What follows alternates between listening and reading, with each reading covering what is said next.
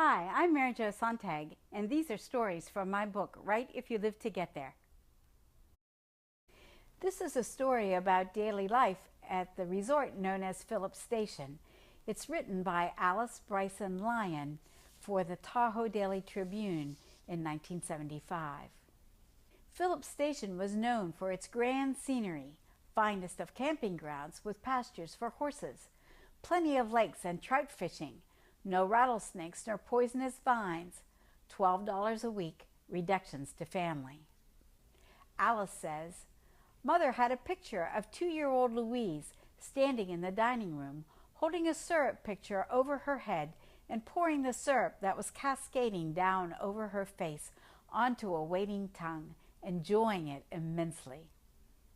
Uncle Dan always drove the wagon to do the hotel chores. We always bought 40 piglets to raise for slaughtering in the fall. We had a dairy of 20 cows. Milk pans were filled in the milk house. Each day the pans were skimmed for cream for the guests. All the skim milk was used to feed the pigs. Dan had a smokehouse to smoke hams and bacon for winter use.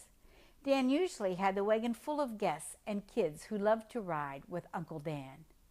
During the day, guests would enjoy horseback riding, fishing, swimming, hiking, and tennis. There was always a big bonfire in the evenings after supper, and there would be music and dancing for the guests. Sometimes Bade would take milk and cookies to the kids who were camping in the tents with their folks. Those first years were pretty tough. We didn't have any electricity, and our only refrigeration was by means of ice houses down on the river, which we hoped would hold through the summer. Fruits and vegetables were brought from the peddlers out of Gold Hill. Meat came out of Placerville, except for some frying chickens, and no one liked to ride to the Grove, now Camp Richardson, to pick up the order of fresh eggs and butter sent around the lake by rail and steamer from Minden. I hated those trips, Mrs. Lyon said. The steamer would drop the eggs, butter, lard, ham, and bacon off on the pier, and you couldn't let it sit there very long.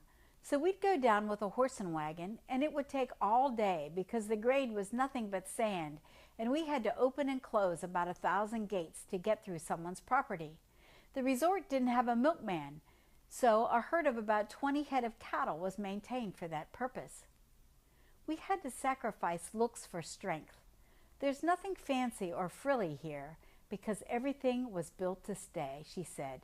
Even me, I think sometimes.